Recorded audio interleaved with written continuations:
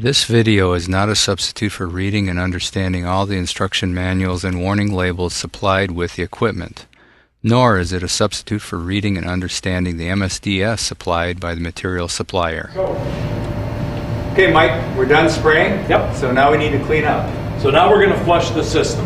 All right. So the first thing we're going to do is we're going to kill the atomizing air because we certainly don't want to atomize solvent. No. All right.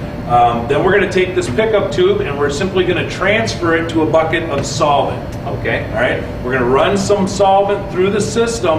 And one of the things that I like to do, Eric, is I like to pick this tube up and insert a little bit of air into the pump. And basically what that's going to do is it's going to give it some solvent, a little bit of air. It's going to kind of give it a little bit of a chop cycle to kind of make it a little more aggressive of a flush sequence. Okay. All right, so you'll see me, I'll pick that up and introduce a little air and drop it back down into the solvent. Okay. Right, very good. So, kill the atomizing air. Okay. We're going to pick this tube up. We'll drain some of the paint off of it. Okay. Let's take a little while to run out of there. Yeah, it's got to drain all the way back from the top of the tube down. But that's good. You just want to make sure you get that paint out of Absolutely. there. That's less paint that you have to clean up. Yep. Okay. Good. All right, so let's go ahead and remove this supply. All right. And we're going to bring our solvent in, and I'm going to need that ground strap again. Okay, so I'm going to move the ground strap, put this on. Okay, and then the next thing I'm just going to do, I'm just going to wipe this down a little bit, and we'll insert it right into the bucket of solvent. Okay. All right? Next thing I'm going to do, I'm just going to take my gun. What I like to do also is I like to remove this cap. All right?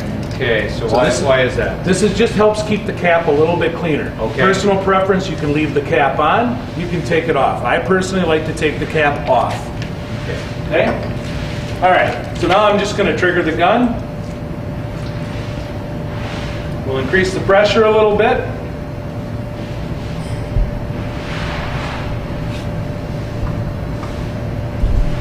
And all we're doing right now is we're running the pump, we're filling it with solvent and running it out to the gun. Okay, so what pressure did you set things at here? I just turned up my pump pressure a little bit to get things moving a little bit faster. All right. Another thing we can do is we've got a bypass tube right on this pump, and this basically comes right out of the pump prior to the fluid regulator, so we can quickly flush the paint out of the pump. Okay. Once that's done, then we can flush solvent out to the gun. Okay, good. But we'll just, for today, we'll just flush right through the pump out to the gun. Okay.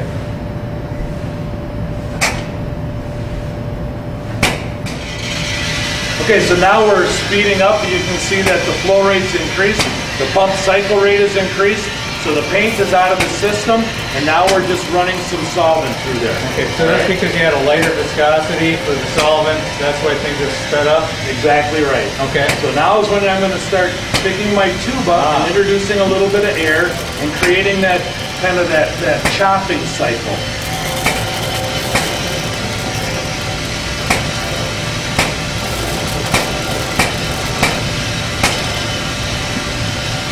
You hear the pump cycle rate increase? That's because I'm introducing air and then solvent.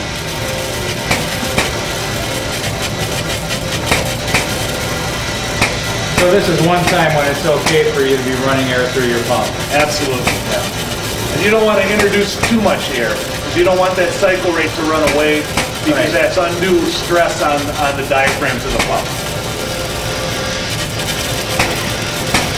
Okay, once you're happy with the solvent, the paint being evacuated from the system, now if we were done and we were going to load up this same paint next time, we'd probably be okay. Right? If we were going through a color change where now we're going to spray a different color, we may want to get another small amount of solvent and run that flush cycle again just to ensure that we got all the paint out of the system.